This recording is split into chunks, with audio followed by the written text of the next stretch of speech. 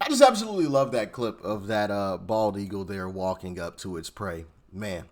Anyway, we got to talk about Rachel Maddow today because she is absolutely losing her ever-loving mind. What is left, I guess, man. Who knows, right? But she's absolutely losing it in just making up the craziest claims possible because, of course, nobody is believing the nonsense anymore and people are living their lives, right? Nobody but trust in mainstream media is at an all-time low. And we've seen that, and we've seen mainstream media adjust a little bit, but not in their coverage, but in just like firing people, right? And I'm surprised Rachel Maddow is still, employed, considering the fact that she has a salary of like 20 something million, if I remember correctly. I could be wrong, but it's way up there. 20 something $1,000,000. Crazy to be paying Rachel Maddow to just get on TV and lie like this. But let's hop into this clip because she's absolutely gone off the deep end. But let's dive in. And, listen, you can narrow or widen the aperture as much as you want. You can look at the very big picture or the small local picture anywhere in the country. And we try to do as much of both of those things as we can every week here on this show. But whether you're looking at small-scale local stories or the biggest picture stories about what's happening in our country, the story is the same. And it is now an undeniable thing. We have crossed a line. We are in a place we did not want to be, but we are there. The thing we were all warning about for the last few years is not coming. It is here. We are in it. This is what it likes, it turns out. This is what it's like, right? It's August. It's a Monday. Every day the sun rises and the sun sets, and there are, sports and movies, and there are new hit songs. There are scandals here and there. There are crimes. There's everybody's personal quotient of family drama and health worries and money worries and falling in and out of love and in and out of faith. Life has not stopped, and none of our personal lives have stopped. But also, at the same time, life in the United States is profoundly changing, is profoundly different than it was even 6 months ago. Because we do now live in a country that has an authoritarian leader in charge. We have a consolidating dictatorship in our country. And it sounds melodramatic to say it, I know. But just go with that for a minute, right? Think in melodramatic terms. Think in cinematic terms. Imagine the cartoon-level caricature of what you think a dictatorship looks like. It's secret police, right? A massive, anonymous, unbadged, literally masked, totally unaccountable internal police force that apparently has infinite funding, but no identifiable leadership. And they act in ways designed to instill maximum fear and use maximum force.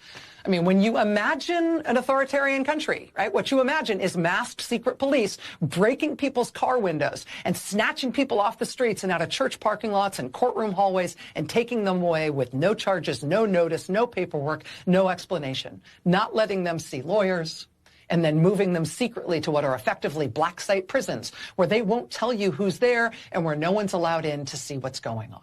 Right? And that kind of a cartoon caricature of an authoritarian country, the one you might have imagined in melodramatic and cinematic terms ever before we got here, you would expect, right, that you'd have a scapegoated minority group blamed for all things. In our case, immigrants, right? And the new extraordinary powers and shows of force by the secret police, among other things. All these extraordinary powers and shows of force will be framed as necessary to stop this terrible internal enemy, right? Frame everything as immigration enforcement. Because for immigration enforcement, not only is all force justified, but maximum force is preferred. And they're trying to make it into a national entertainment to threaten to feed immigrants to alligators in South Florida. Right? They're making them eat off dishes on the floor like they're dogs. The Chrome Detention Center in Florida. Now that she's done with that nonsense, I got a few things that we got to address. Because, of course, she said, now we're in the thing that we warned about. It's no longer just talk, it's here. What did you warn about? What? Trump's going to be a dictator. He's going to take over the country. We're not going to have any rights. What rights did you have before that you don't have now? And, it flies in the face of the fact that, listen, So all of these folks, including Rachel Maddow, who you literally just heard her say we're under an authoritarian, a dictatorship, basically. Matter of fact, I think she did say a dictatorship, while she's on national television criticizing the so-called dictator. In a real dictatorship, would you be able to go on national television and criticize the dictator? If you waltzed your behind into Russia, do you think you can go on national television and basically say F Putin? Like, that's a rhetorical question. We all know the answer to that. No. And if you did, well, I guess I'll see you never, right? They're coming to get your behind and you're really going to disappear. You're not coming back, right? In a real dictatorship, you wouldn't be able to criticize said dictator live on television. So that flies in the face of what she's saying. Like, we're in a dictatorship, but I'm live on television criticizing that dictator while I'm getting paid $20 million to do so. It doesn't make sense. Like, bro, it's just, these folks are so desperate. You would think they would have learned their lesson after this past election when they lost in an absolute landslide, lost all 7 swing states, and lost the popular vote. But it's like they're just doubling down. And it literally doesn't even make sense to me because I'm like, yo, this isn't going to get you a win. This isn't going to get you a win.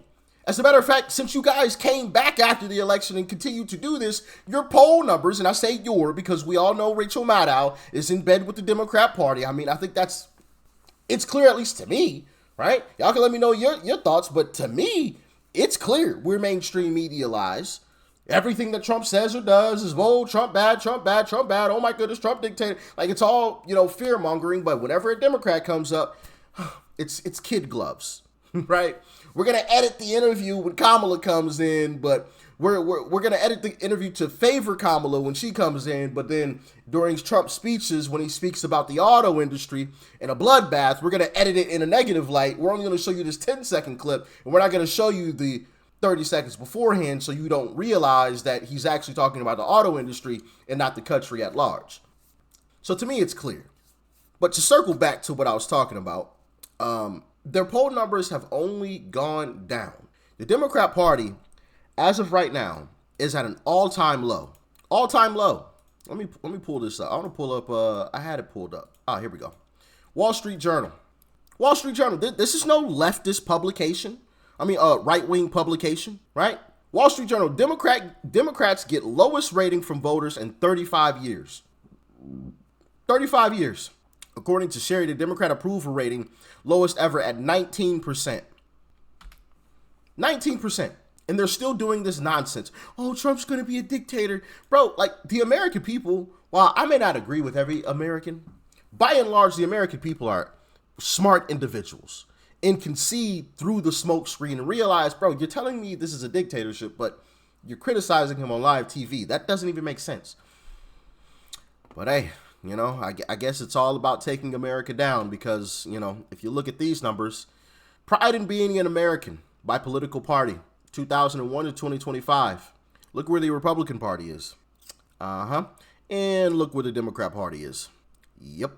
All the way down here. I think that says a lot. It says a lot.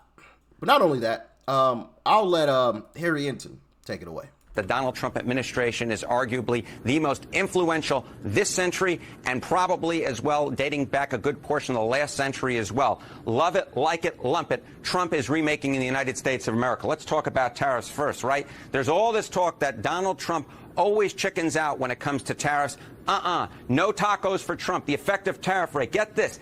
It's 18%, the highest since the FDR administration in the 1930s, up from, get this, just 2% last year. From just 2% last year, we're talking about an effective tariff rate level, get this, 9 times as high this year than last year. But it's not just on tariffs, which of course Donald Trump ran on, in which you're seeing a tremendously influential presidency. What about immigration? Of course, Trump ran and has always run on a very hawkish immigration platform. Get this, 2025 net migration in the United States down at least 60% from last year. In fact, we may be heading for the first time in at least 50 years in which we have net negative migration into the United States. And last year, of course, in 2024, the net migration in the U.S. was 2.8 million.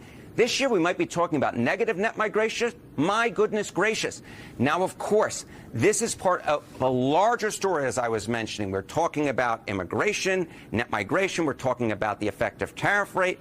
But get this. How is Donald Trump doing it? Well, he is signing a ton of executive orders. Get this, 180, the most in a year since Franklin Delano Roosevelt. Oh, my goodness, you have to go back to the first half of the 20th century, the last century. And to make a comparison, Joe Biden signed, get this, just 77 during his entire first year. And we're only a little bit in August so far, and Donald Trump making history with 180 executive orders signed so far this year. So that's why I said that in my mind, Donald Trump is the most influential president of this century and probably dating back a good portion of the last century. That is because he is remaking the country in terms of tariffs. He is remaking the country in terms of net migration, and he is remaking the country in terms of how much policy changes he's putting through in executive orders. As I said, it truly is history making. Love it, like it, or lump it. The Donald. Heard it from CNN right there. And, obviously, I'm happy that Trump has signed, 180 executive orders to get things going and to make sure that he fulfills the promises that he made.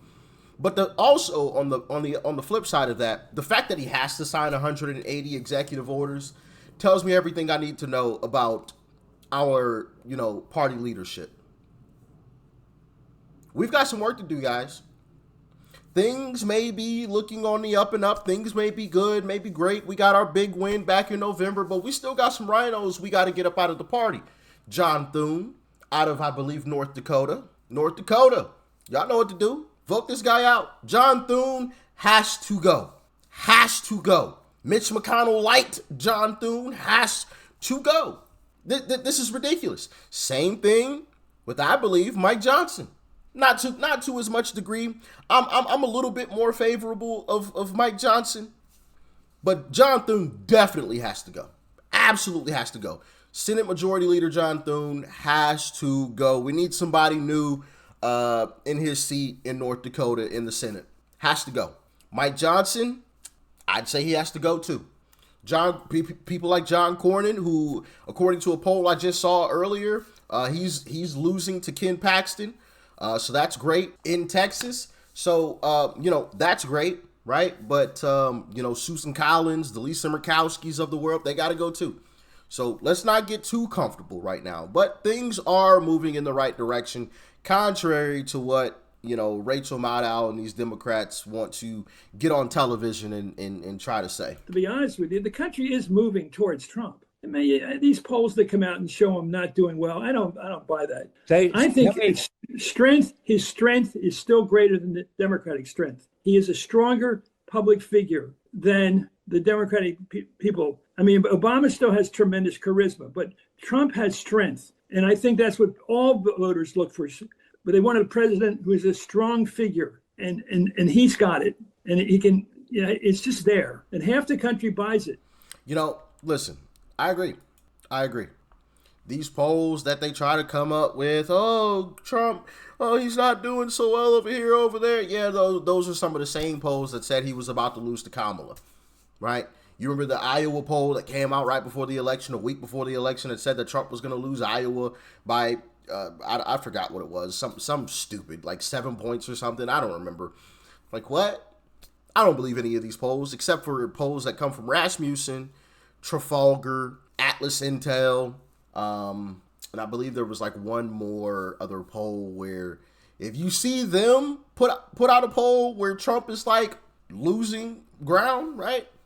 Then of course we gonna take note, okay? But outside of that, nah. Outside of those pollsters, Rasmussen, Trafalgar, Atlas Intel, which Atlas Intel I believe was the most accurate pollster for these past couple elections. Yeah. If it ain't them, then I'm not buying too much into it. But y'all get in the comments. Let me know what you think. Do you guys think the people like Rachel Maddow and these Democrats will finally gain back some ground by spewing out this fear-mongering? Or do you think they've completely lost it and they'll never regain it back? Let me know. Y'all stay safe out there. Peace and love. I'm out.